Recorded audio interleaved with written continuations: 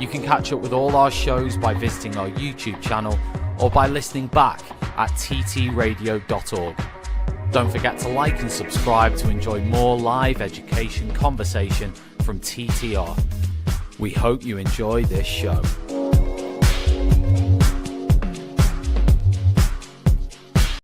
Outstanding and world-class vision and world-class this. I'm a real leadership geek, honestly. I've spent my whole career reading books and chatting to people. I just find the whole thing and the announcement, the way it's been announced, bizarre. If you could move away from a model where teachers are so intensely focused.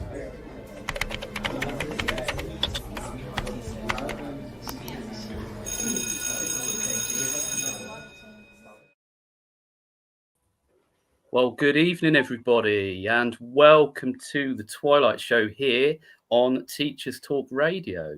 I hope you are all well on this bonfire night.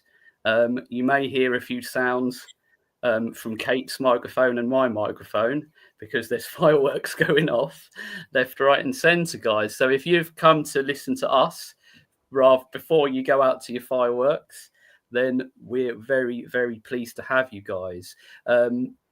If at any point you would like to get involved in our conversation, Kate and I, and I will introduce Kate shortly. I'm very happy to have Kate on, who's going to bring a wealth of knowledge and experience in terms of primary sector education and also experience of being a governor, which we might drill down into in terms of policies and that sort of level as well. But what we're getting into this evening, guys, is something that's been like in the back of my mind for a while, and it's student mental health, student enjoyment of school, well-being.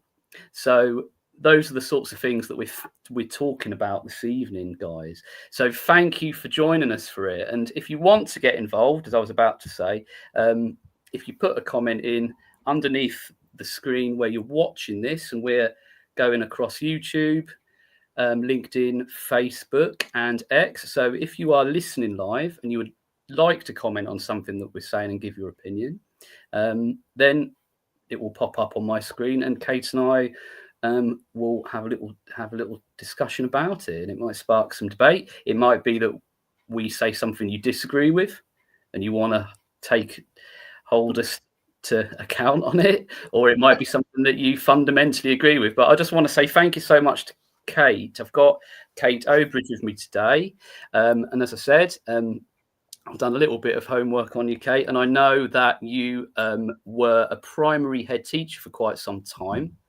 21 years. Wow. And I think 30 years maybe in total in primary? Yes, 32 altogether. Okay, and then that's not a bad run at all. What's also interesting is your experience of being a governor too. And I don't know whether that will come up in our conversation today, whether we're going to talk about policies and what happens at governor level and leadership level. It's obviously something that I don't know much about. Myself being secondary, it's really interesting to have Kate on to give her thoughts and opinions on some of these things. So we're getting into mental health. It's a big one. A couple of weeks ago on this show, we were talking about teacher mental health. And now it's the turn of the students. I see an awful lot on X. A lot of parents are talking about mental health. There does seem to be a bit of a disconnect with the different stakeholders sometimes. I don't know if you'd agree with that, Kate. Yes, yeah, I do. I think we all come at it from our own point of view. So you'll be coming out from secondary, I'll be coming out from primary, parents coming out from parents, and those don't always align.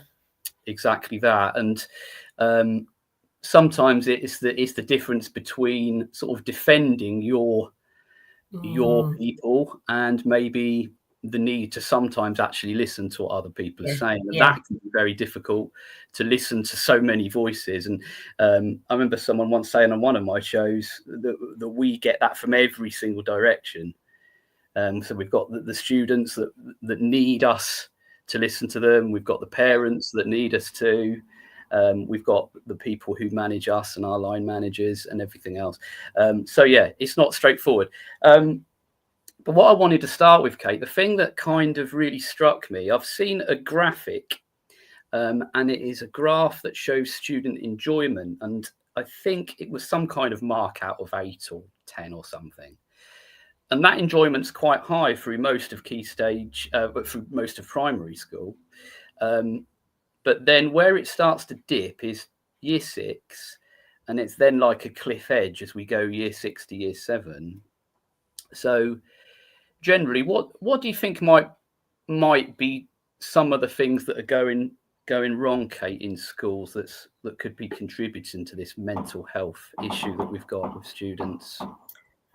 I think if I think about some of the kids that I've known recently, so in the last 10 years, so I left my previous school in the summer and I'd been there for 10 years. So by the time I went, I knew kids all the way through the secondary school. There was one secondary school in the town, most of the kids went there. So if I went to that secondary for something, a meeting, whatever, I would always see kids that I knew that had been through our school. And I think if I think about some of those children, one of the things I always wanted to do, and I know some people on social media would deplore this, but one of the things I always wanted to do as a primary teacher, as a primary head, was make sure the kids were having fun. Now, I'm not saying they weren't learning. We weren't running a holiday club, we weren't children's entertainers. But if they are enjoying what they're learning, then I think they're going to have a better chance of remembering it. Absolutely. But I think by the time you get into year 6, without even meaning to, teachers are like SATs. SATs is at the end of this, SATs is at the end of it. And without meaning to, they can make year 6 just a bit more serious, And I think by the time you're sort of like 9, 10, hormones are starting to kick in a little bit. Everything's starting to change. And I think kids realise actually that life's quite serious and there's some serious things you've got, and you can't just be running around the playground, skipping and having a jolly old time. I think that's part of it. And I think I've seen that all the way through my career, because there were only a couple of years when I first started before SATs came in. And I think as the years have gone on, I've seen that more and more. Depending which school you're in, depends on how much pressure is put on teachers for those SATs results, and whether it's just put on the year 6 teachers, which is wrong in my opinion, or whether it's all the way through the school. And that comes from those external factors. So all these different things are sort of impacting on these poor year 6 kids that just want to get through year 6 and go to secondary, when actually they've got this big SATs thing. And then I think they go off to secondary. And one of the things that I think happens, and this is, I'm not laying any blame on anybody's door here at all, but in year 6, they're likely to only have 2 or 3 teachers tops. Cover teacher, possibly a job share. So they can build those relationships, as they have done all the way through primary, with these people who are, they are my teacher. That's very much how we are in primary. I've been called Mrs. Bates by my nephew already. He's only in reception. I've already been called Mrs. Bates by him a few times. But I think when you've got lots and lots of teachers, it's much more difficult to build those relationships with every child. I look at you secondary teachers, I don't know how you do it. I know you do, because I've seen it happen, but I don't know how you do it, because it takes us, and it's full-time 5 days a week, to, get to know the kids by October half term. So I think that's an issue. And certainly for those children who struggle with relationships, or those children who are quieter, who are shyer, who have some kind of special need, that some communication issue, that's going to be even harder. And then, of course, you're faced with all those subjects. And we all know that the more you like your teacher, the more you like that subject. Yeah. Yeah. I mean, do believe you can like the subject and not the teacher, but I don't believe you can like the teacher and not the subject, because I believe they make you like it. And so then if you've got subjects that kids don't like, or they don't like or whatever, that's more it's like, oh, I've got to go to school today because it's geography, whereas at primary, it's the same person teaching geography. It's like, yeah, but it's just one little bit of the day. And then I think the same thing happens, when you said about it sort of picks up again by the time you get to sort of like year 10. Well, you've got other subjects you don't like. You should, in theory, just be doing the ones that you like. You've then had a little bit of a say. And you're a bit more grown up, and you understand a bit more how it's going to work, and you've picked what GCSEs you're going to do, and you understand that life is actually serious. And what's that book by Mira Ciel? Life's not all ha ha he he. It's not. Life isn't all ha ha he he. It can get serious, and I think that's part of it. It's almost a bit like, I hope there's no children listening. I think it's all a bit like when you find out Father Christmas isn't real. It's like you've lost that forever. And you can't get it back. I'm just trying to pick apart what you said. There's so many things that you said there. I've got a bit of an echo on my microphone, which is annoying me, but so hopefully, that's a bit better. Yeah, it's really interesting to see this from a primary teacher's perspective. What you say about having one teacher, obviously, I mean, that's not always a good thing. If they're not a great teacher, that's a bloody awful thing. Yeah, I suppose then that cuts two ways, doesn't it? But my feeling's always been understanding need is the real difficult one. Yes. Because some teachers who teach subjects like music might teach everyone in the entire school. And they may only see them once a week or once a fortnight or something ridiculous. But they teach them for 5 years potentially. Yeah, and they've got to know all those students, and that's just absolutely mind-blowing that to even think that that's possible. But certainly the relationships thing, I teach in an area that's fairly challenging, but there isn't an area, there isn't a job in education. Different challenges. But the type of students who continuity is really, really important, and unfortunately, you get schools like the one I'm at now that do struggle sometimes with retention. Though that seems to be turning around for us recently because things have really improved in the area where we are in our school. But that seems to make it all the more important that you have those relationships. And we're one of those schools where if you don't have that foundation of those relationships, as well as obviously clear expectations too, then it kind of falls apart a little bit. And I have often thought about I've seen a couple of people mention on X, because I do spend probably a bit longer than I should on X. Don't we all? But the thing about X is that, it can be quite toxic, but you can also learn a lot if you're prepared, if you know where to look, and if you know how to filter out the rubbish. Yeah. I've heard somebody saying, I won't say who it is just in case they don't want me to mention it, but I've seen the comment about bringing back a more middle school sort of model. I've sometimes thought, and I don't know, it's probably littered with problems, but could you have for some students specialist Key Stage 3 teachers that could take on, some of the core and maybe some of the humanities subjects and teach across the board? I mean, things like French and music and, arts may be a bit more difficult. But it does sometimes make me think in terms of that. So that's one thing I'd say. Is it, I've got a feeling that there's a school somewhere that have tried it or modelled it. I know you said something about something that you were trying, which I'll ask you about in a minute, Kate. As in, obviously, most schools have some kind of transition. I think usually now they spend a day or two, or sometimes longer, where they visit the school in year 6 or year 5. So they know it's not such a surprise when they come up. And I think there's often more visits for children with additional needs as well, which is really helpful in smaller groups doing specific things, So that makes me think, could we do something like that? Or maybe not across the board, but certainly for selected students who maybe need that extra support, and that the knowledge, knowing about a student's needs as well, that might alleviate that. And the other thing you mentioned is, just the fact that we expect them to grow up so quickly. And the fun. I mean, and again, you're always battling against. I find that there's quite a focus at the moment on direct instruction and explicit instruction.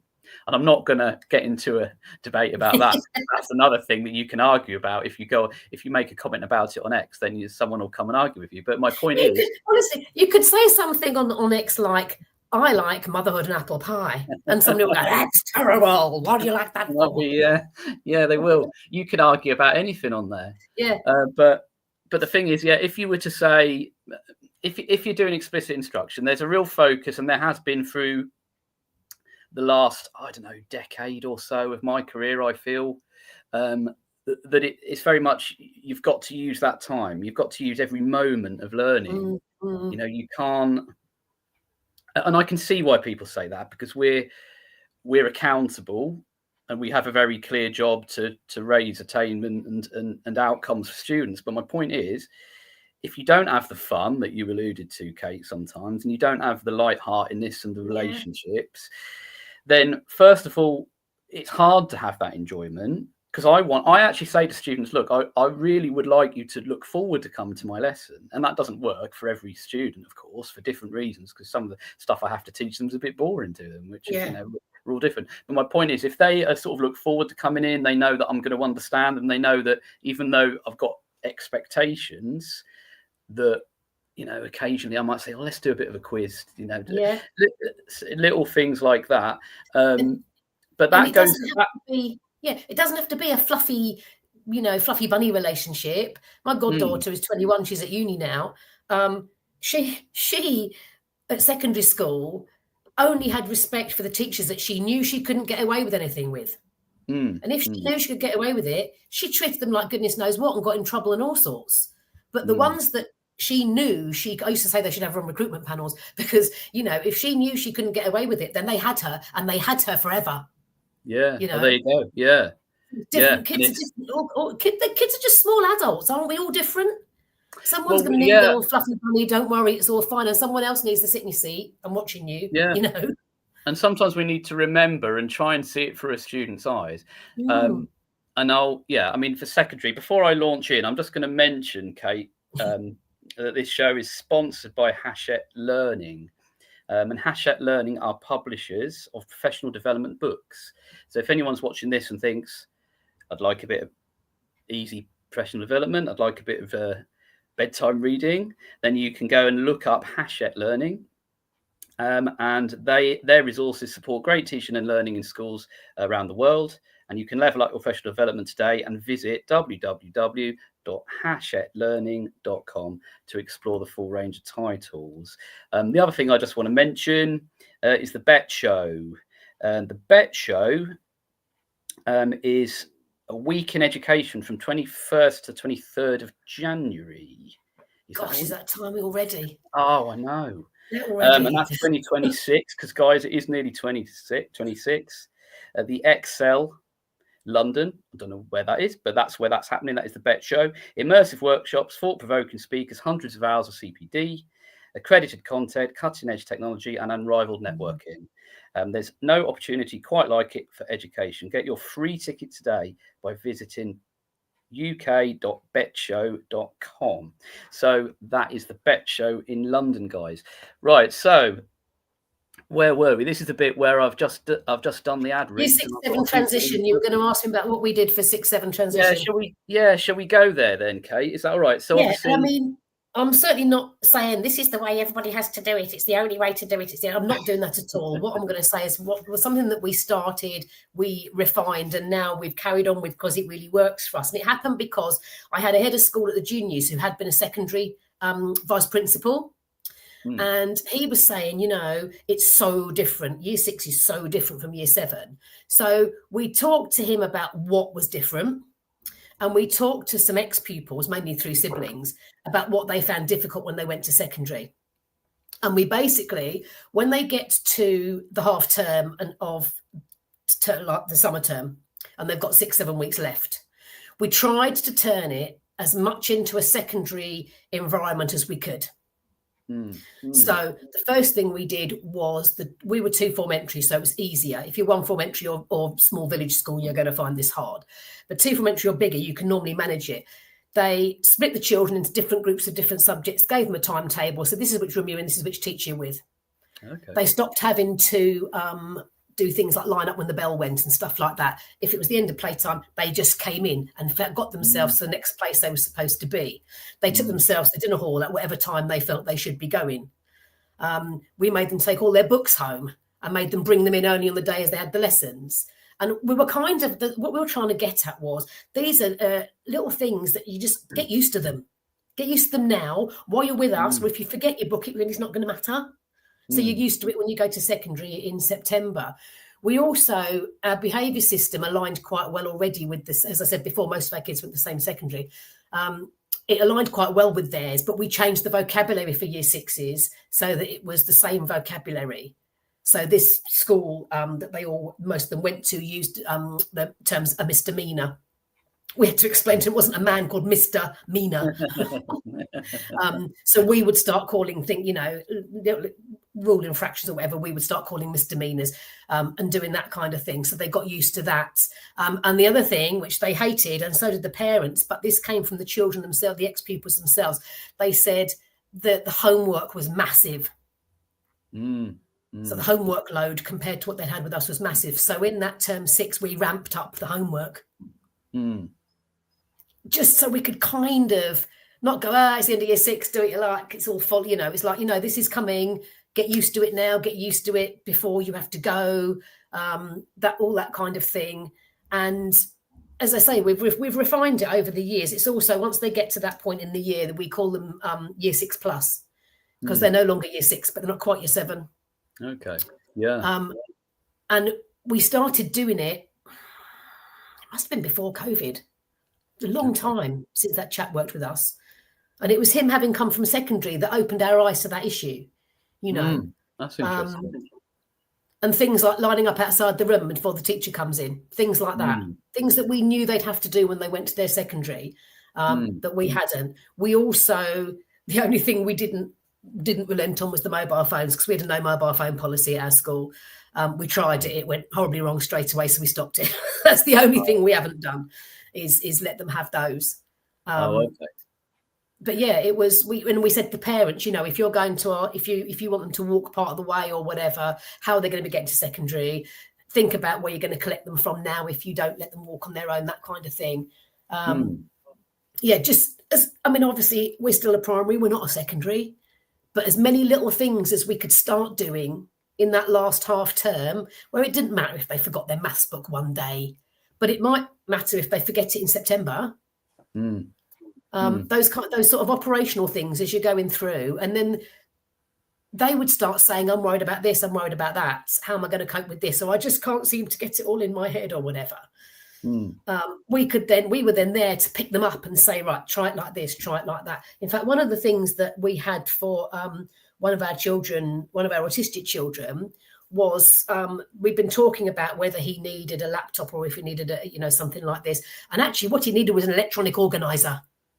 That's what he needed, to say you need to be in this room at this time with this teacher. Yeah. And then he could do it because it was on the thing, Because then he had that as his provision. His adjustment. Because it comes back to what you said before, it's about understanding what that need is, and then how do you meet that need, rather than going, oh, he's ASC, he'll need this thing. Actually, what does that child need? He might have autism, but actually every autistic child is different. So what does that one need?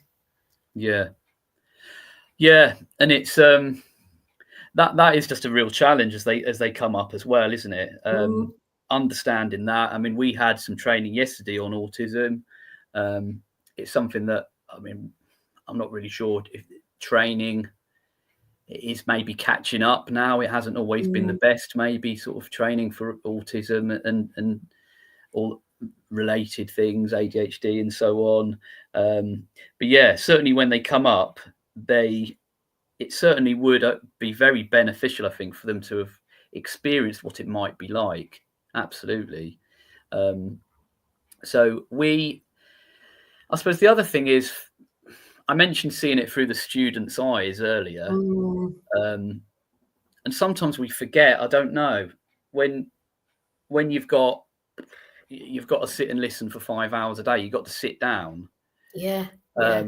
The expectations we put on them, we have very short lunch breaks at secondary, and that's usually due to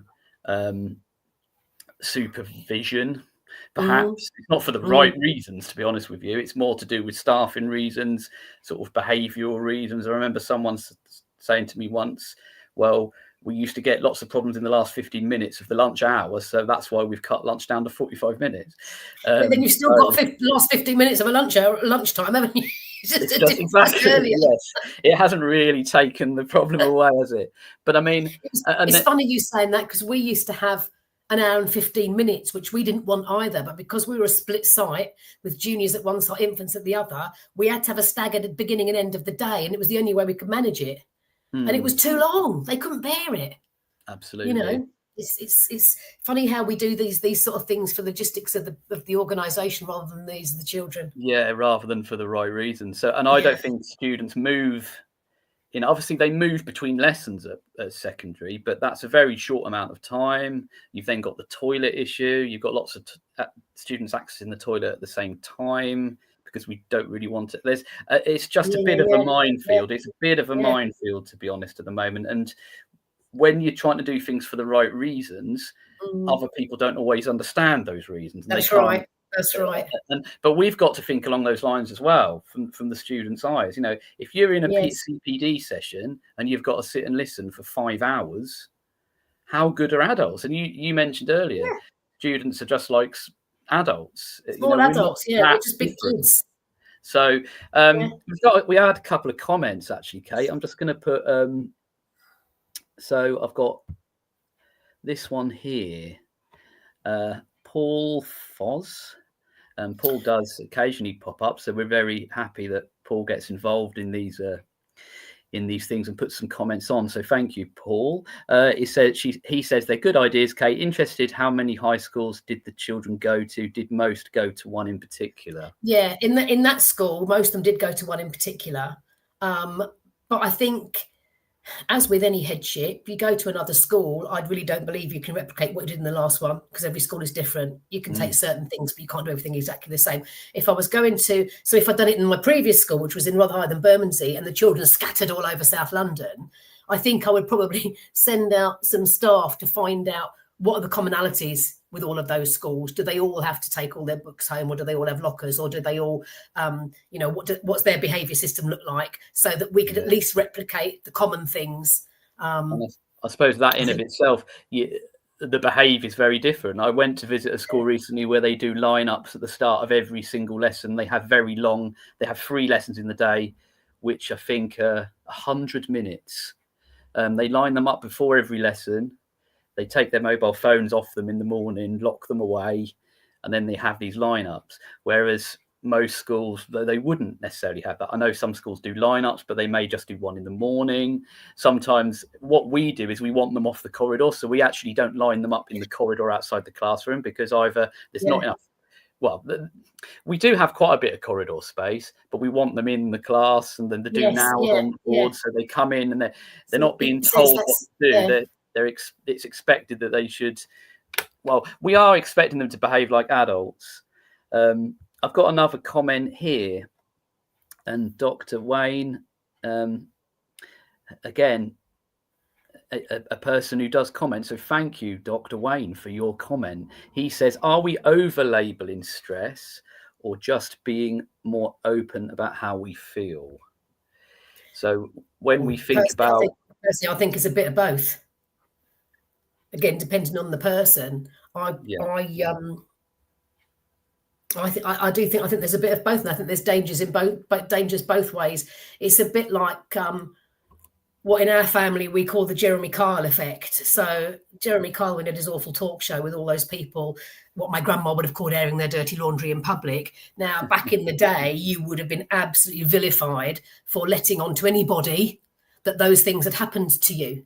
Whereas Jeremy Kyle had him on the show, and they're all parading what had happened. And it's kind of two extremes. And to me, it's the same kind of thing.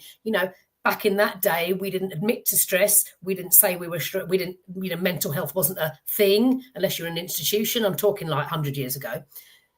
But then are we now too open, or have we got it right? I think sometimes we go too far the other way. So yes, I think we're much better about having an awareness of how people feel, what people's needs might be. But I think for some people that goes a little bit too far, and you get I can't come to work today because I'm a mental health, or I've got mental health. That wasn't me. Yes, that was a friend of mine. One of her employees said that to her, I can't come into work today. I've got mental health, So I think, as with everything, the right place is probably somewhere in the middle. So I think you're right. And I don't think it's being harsh on anyone to say that. And we need as well to set the right example to young people too, because they're going to have days where they don't want to be at school. They're going to have days where they feel stressed and anxious, and that isn't, to some extent, a normal part of life. So it's knowing, like I say, where that line is. So yeah, that could be a very good point. We're right to talk about it, but we're not using that as a reason to avoid challenge.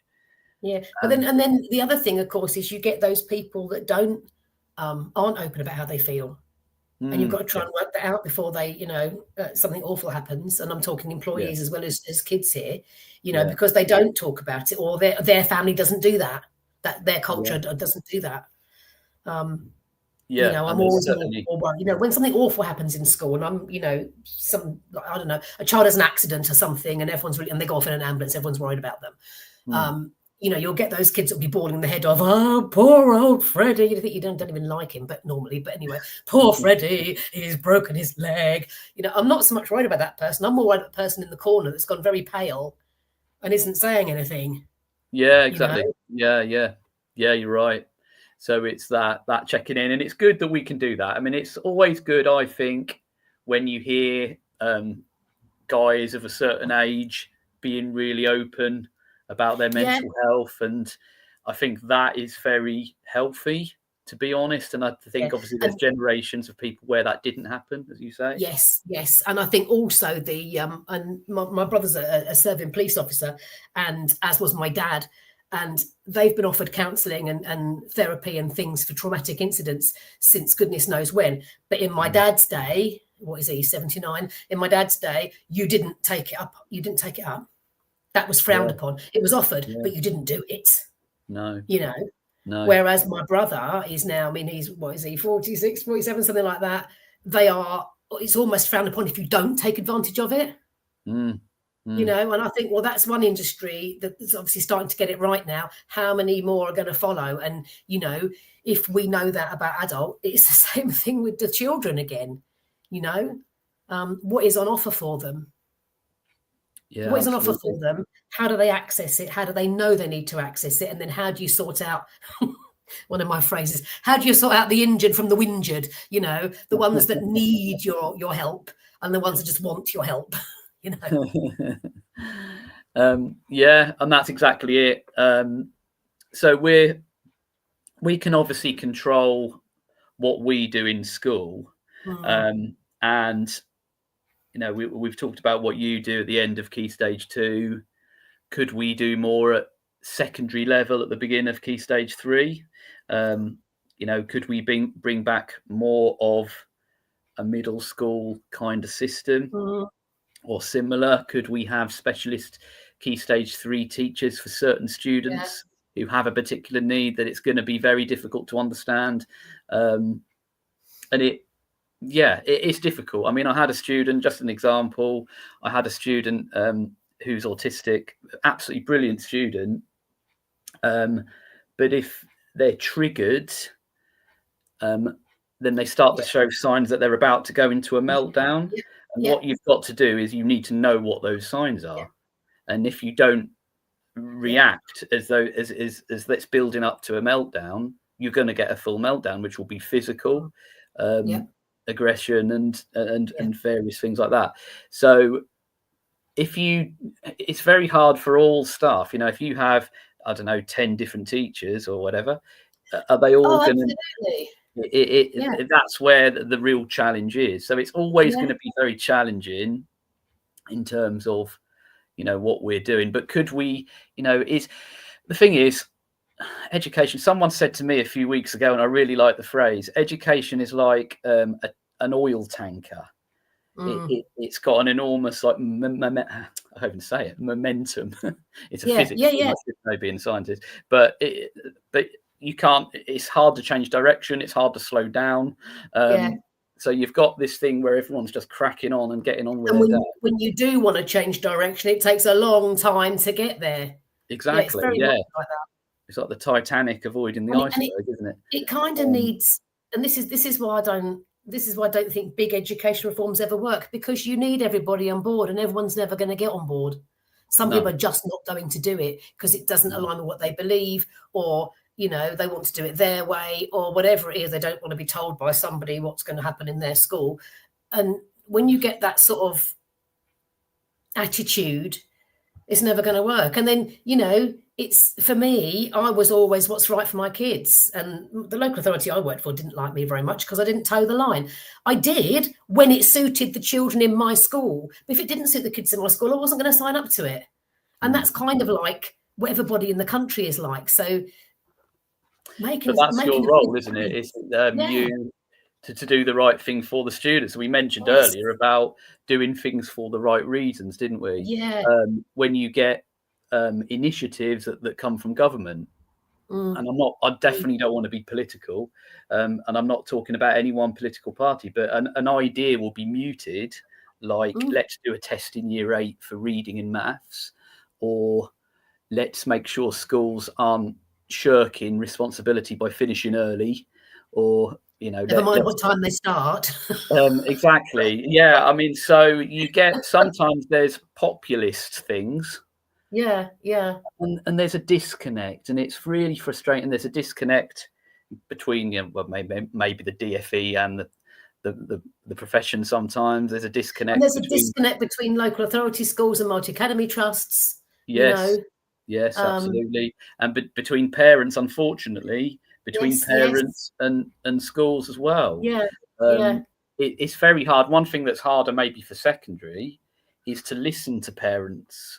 They lose the conversations at the gate, don't they? We don't see parents every day at the gate. We only speak to them if we call them, and quite often when we're calling them, it's to give them some bad news. It's really interesting you saying that, because that's another thing that tails off at primary. You don't get infant children, Key Stage 1 early years children, being dropped off at the gate or being told to walk the last half mile on their own. They're all brought to school by somebody. Even if they come to breakfast club, they're coming, somebody's bringing them there. And then by the time you go through year 3, 4, 5, 6, it tails off as the children get older and the parents, so you can walk that last bit in your own, I'll meet you in the rec, or whatever it is. Yeah. So it's again, and when it's the sort of the last of a long line of children, you don't see that parent anymore. They've got no reason to come to your school every day. Whereas at secondary, it's most of them are going on their own anyway, aren't they? So you don't get that, like you say, the on the gate relationship. Yeah, you wouldn't be seen there coming to school with your parents, would you? When you get to secondary. Exactly. It just doesn't happen. It's a totally different.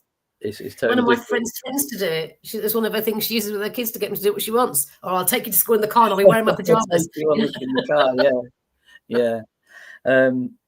So, that can be a challenge. I noticed someone on X had put. I know I mentioned X a lot, but I see a lot of comments on there. One teacher who's also a parent had mentioned that secondary feels sort of cold, and it's not the same sort of warm, inviting, sort of friendly environment that primary is. And we mentioned earlier, and that's one of my topics I thought I'd mention, and that's sort of tests and exams and expectations around things like that.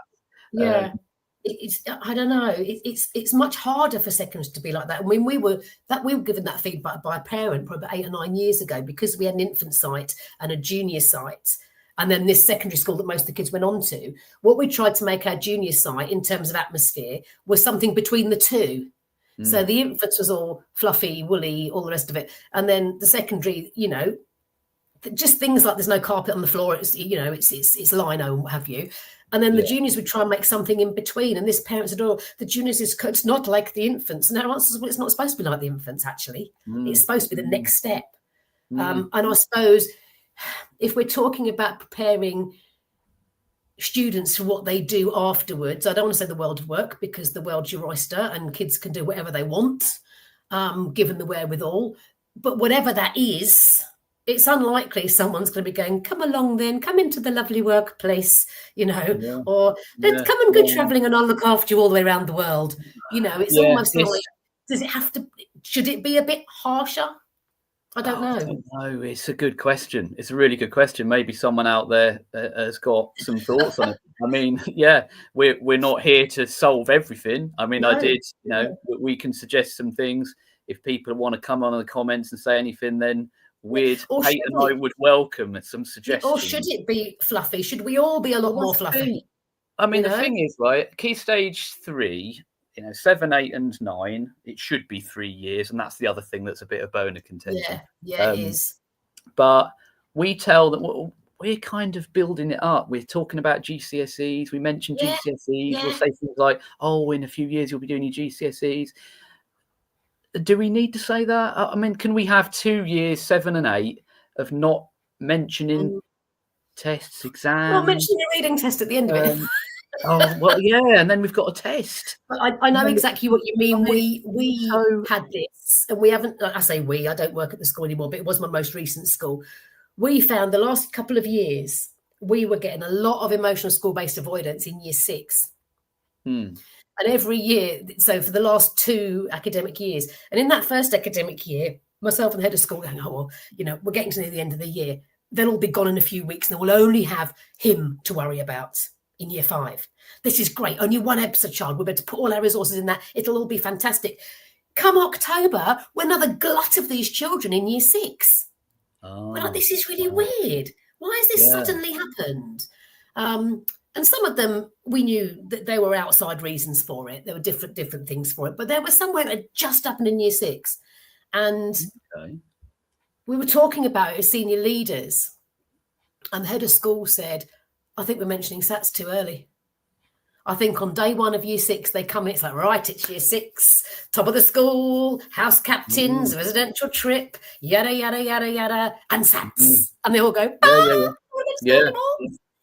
So this year, obviously I'm not there now, but this year, my head of school now has my job. And she said, "We're not going to say anything. And I saw her the other week and I said, "What happened?" She went, "Oh, they said it in the first week." That was the correlation between kids suddenly not wanting to be there anymore. And I'm not a test lover at all. I think there are better ways to do things. I wasn't very good at tests myself or exams myself. And I do think there are better ways to do it, especially with small children, especially with primary age children. But I get why the system is like it is. And there are ways to prepare children for SATs tests that don't funnel them into a test factory. But talking about them in the first week of year 6 does not help that. No, it doesn't. No, it's not the best way to start. And I think, we're guilty of it as well, though. They get to year 9. I mean, for science, which I teach, they start to do some GCSE things in year 9. We'll say, "Oh, right, year 9's now started." You give them the little spiel, the start of year 10. Right, this is your proper into your GCSEs now. And actually, it sounds like a throwaway thing, but, maybe that is having a bit of impact. I've found students really struggle more with any sort of assessment than they ever used to. And I don't know if it's just the sort of students I teach. I mean, every school has a different context, but whenever I know I've got to give a test to like a lower ability, if we can still say lower ability, lower attaining, apologies everybody, we'll go back and edit that maybe later. A lower retaining student group, I know that it's going to be very difficult for those students and for me to get them to try sometimes. So the resilience isn't is a real problem to get them to sit and do it. And I don't know if it's psychological, and I don't know what it is. But we definitely need to think more about what we do. I think it plays into that whole. I'm warning you all now. This is the sort of thing where my granddad would say she's opening her mouth and letting the wind blow her tongue around. So just bear with me. I think it's something that plays into their sense of self and self-worth. That was a fireworks, made me jump. And self-worth, which I think social media has a huge part to play, not just for children, but for families as a whole. In this whole way that we, sweeping generalisation, will judge people on how well something has gone. My child got 10 out of 10 in the spelling test. Ooh, like. And there's some poor soul sitting there thinking, my child got 1. My child got sent out of the room because he threw a paddy and didn't want to do it. They're not going to we put our best lives on social media. People aren't going to put that stuff. No. If they do, they're going to put my child through a paddy because he can't access it because he's got special needs. Oh, yeah. Yeah. And maybe he has got special needs, but maybe he hasn't.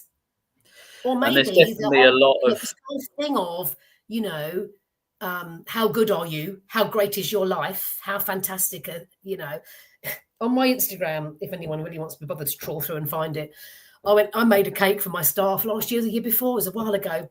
And it was like a Swiss roll. And I wanted to have hearts in it. It was a special way of doing it. And the first one I did, I forgot to put the flour in or something like that. And the whole thing came out looking like a pancake. It was ridiculous. And I thought, you know what? I'm going to bloody put that on social media. Because we don't do that. We go, my fantastic cake, aren't I clever? Aren't I a wonderful baker? Well, you should make the bake off. Oh, thanks. No one goes, here's the one that was rubbish that I had to throw in the food waste bin. And actually, I think if there was a bit more of that, it's okay to get it all wrong. You can bounce back. You can do better next time. You can keep trying. Yeah. It seems to be like, I'm rubbish at it, I'm giving up. Or you're only good you're only good enough as a person if you're good at it. Exactly. And that was one of the things, I suppose. We've talked quite a lot about what we do in school, Kate, haven't we?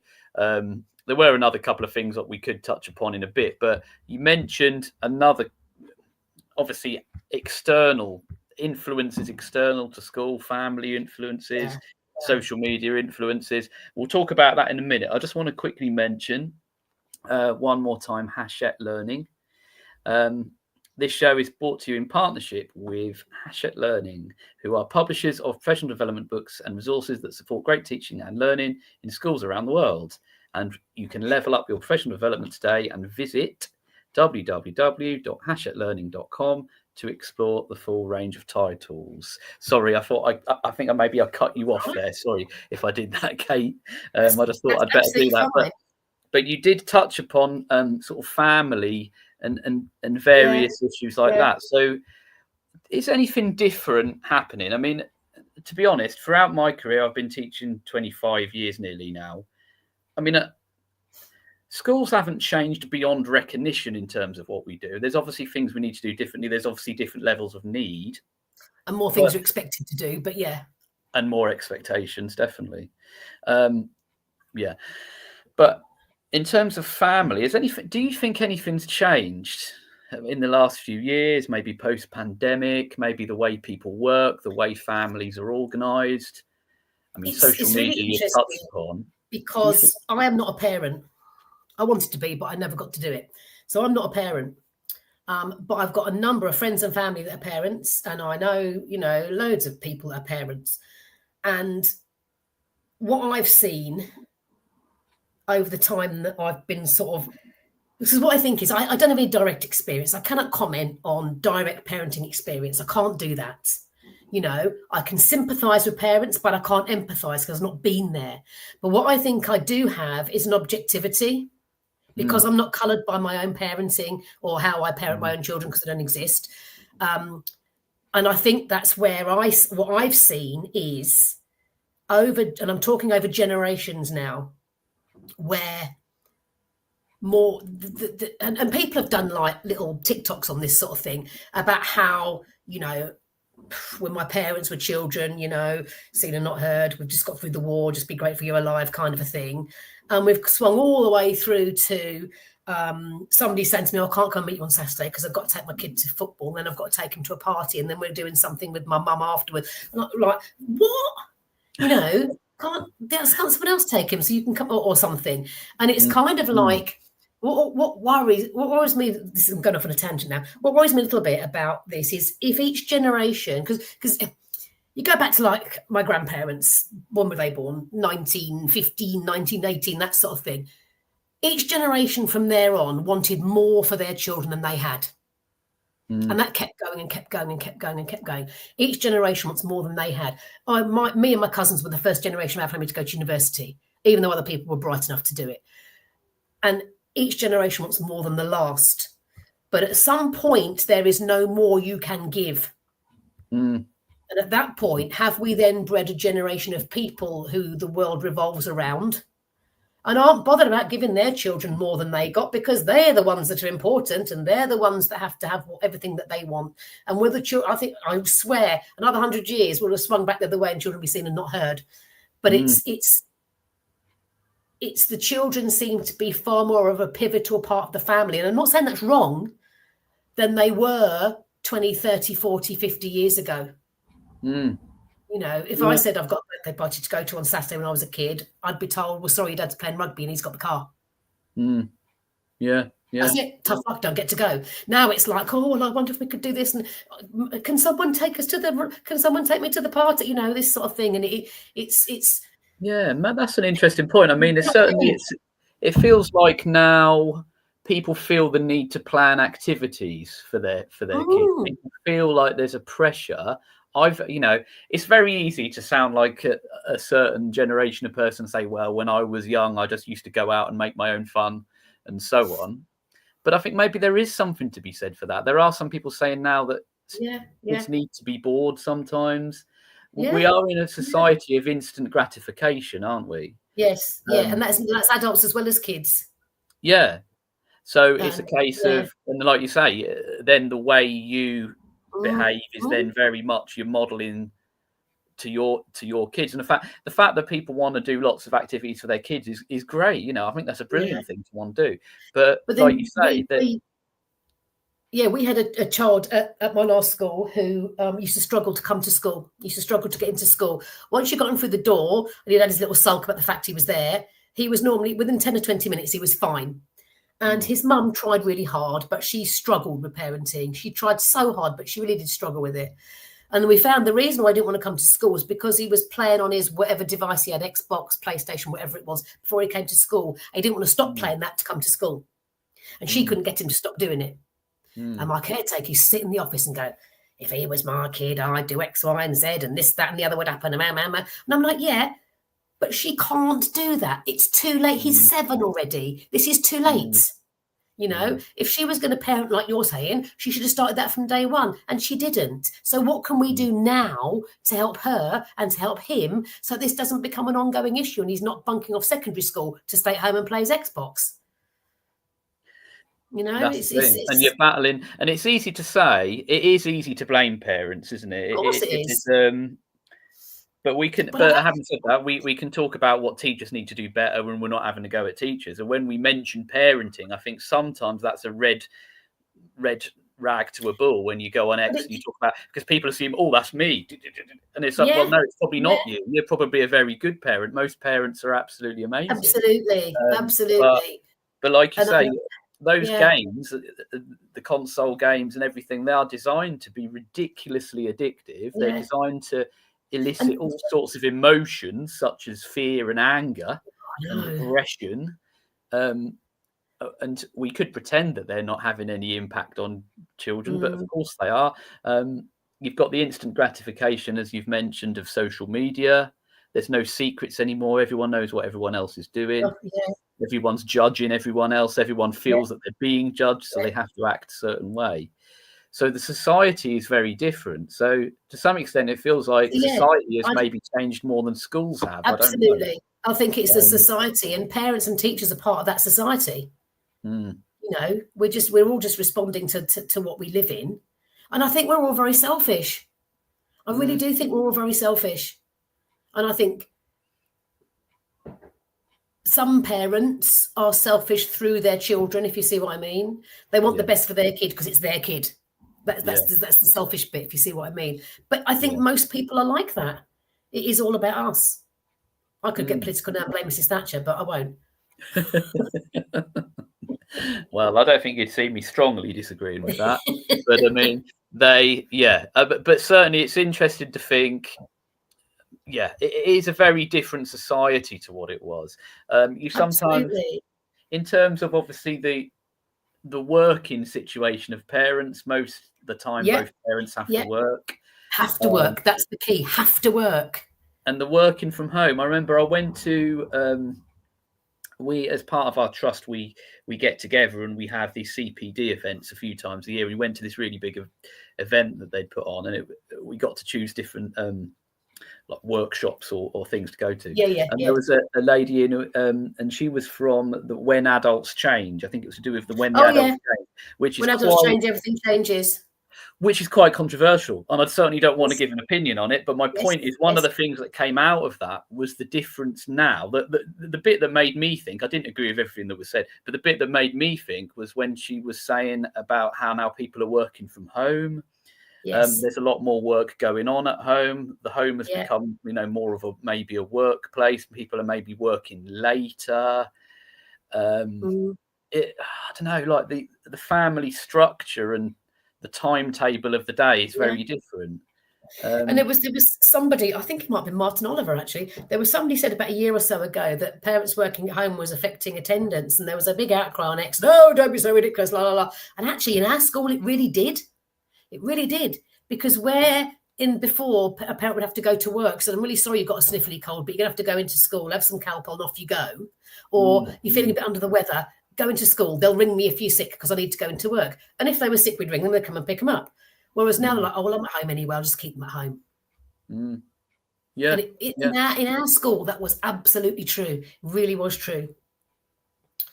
In the olden days, it would be like a kid would be a bit reluctant to come into school and they with their dad. I'm thinking, their dad doesn't really drop off. This is a bit funny.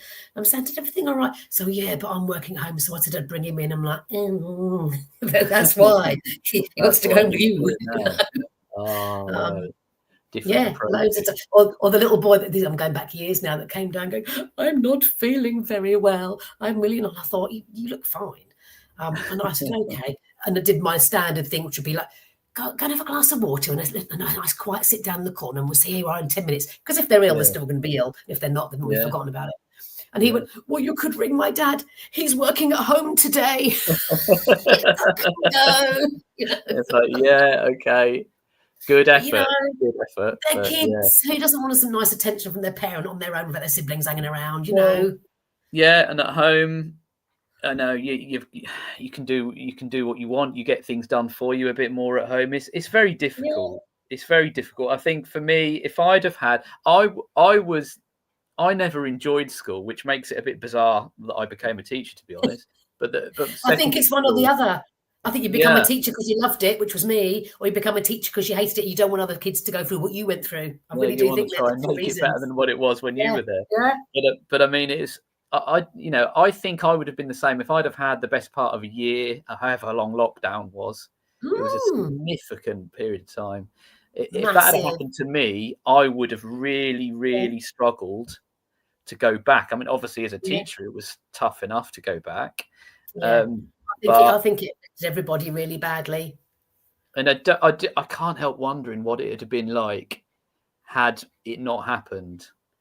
And I know it's we'll never know, but I've never thought of that before. I mean, I can't even imagine. I can't really remember the world before it. I don't know. It just feels like there's been an enormous shift in so many things. More students now being home educated. Yes. Again, that's increasing an awful lot. Quite often we'll have parents will say, right, I'm taking them out of school. We're like, okay, all right. And within a few months they're back because they realise that's actually really, really difficult to do. But they come back and you think, okay, you're right, you're back then. But you can kind of understand it in some ways. There's also students who probably it was better for them being at home. Some students really enjoyed going online, doing their lessons online. It worked. I know of a couple that dropped out of secondary to be home educated and are on some kind of online school that their parents buy into because they loved doing that in lockdown, and they had issues in school before lockdown, loved it in lockdown online, and now that's what they do. It's but I think that comes back to again understanding the needs of the child. And that is a really key thing, and obviously needs have increased enormously, haven't they? The number of students on the SEND register. It's an incredible challenge. It's never one that's going to get any easier. I think that's going to need that's going to be the oil tanker. Something's got to happen there because nobody's happy. The parents aren't happy. The schools aren't happy. The kids aren't happy. And it's something that we do need to look at it. We do certainly need to take it on board, don't we? Because like I said, even though I don't feel schools have changed an enormous amount, it might be that we now need to change something because we didn't really. How well did we adapt post-pandemic? That's right. it was very, very difficult to adapt, obviously, because you've got the same site, you've got the same staff, but there may be alternatives, as we've touched on, in terms of the transition, in terms of how we teach them in those early years of Key Stage 3, in terms of trying to bring a bit of joy back, trying to focus on them enjoying. Yeah. Maybe we've become very, very, very obsessed with progress and outcomes, haven't we? Oh, yeah. Let's face it. And has that really worked? Yeah. I mean, I think teaching has improved. I think from when I started. Yeah, I think teaching's improved. And I also think when I look at kids these days, I'm talking about my goddaughters, my nephews and nieces, when they're sort of GCSE and A-level time, they are way more committed to their studies than I was and my peers were. And I kind of think, if kids are knuckling down a lot more and they're getting taught better by the teachers, that's why the results are going up year on year on year. But you never hear that said, when the GCSE level results come out, this is what annoys me on behalf of you secondary people. Every year, people just go, oh, exams are all getting easier. They're all getting these fantastic results. Well, maybe actually kids are working harder and teachers are teaching better. Yes, maybe that's the same every year. Like you say, it's a headline thing, isn't it? If really they gets improve, on my nerves on my behalf. yeah, it's madness, isn't it? It's madness. But so we've gone over an hour now, Kate. Oh yeah, well, you see, I can talk. Yeah, but that's how it is, and that's why we're here. We like to talk shop in this profession, don't we? But it's been really, really nice to have you on, Kate. I just want to thank you so much for giving up your time. I hope. No, you're welcome. I've really enjoyed it. Brilliant. I'm glad to hear. We didn't hear. I haven't had too many fireworks. It was just one big one that made me jump. That's all. Yes, one goes just outside your window. That's when it gets you. I'm in the garden room down the end of the garden, you see, and we're surrounded by other people's gardens and fields. So yeah. Oh yeah. Oh, that'll be the next thing. And yeah, so for anyone who's joined us, hope you enjoy your fireworks. If you're going to go out and see some fireworks later tonight, personally, I think I've got a few more bits of work to do, to be honest, and then I can finally put my feet up and relax. So thanks so much to Kate for coming on. Thank you for everyone who's tuned in and for the people who've commented too. And I will see you back here in 2 weeks' time on the Twilight Show. So good from Kate and I. Good evening, everybody. Outstanding and world-class vision and world-class this. I'm a real leadership geek, honestly. I've spent my whole career reading books and chatting to people. I just find the whole thing and the announcement, the way it's been announced, bizarre. If you could move away from a model where teachers are so intensely focused.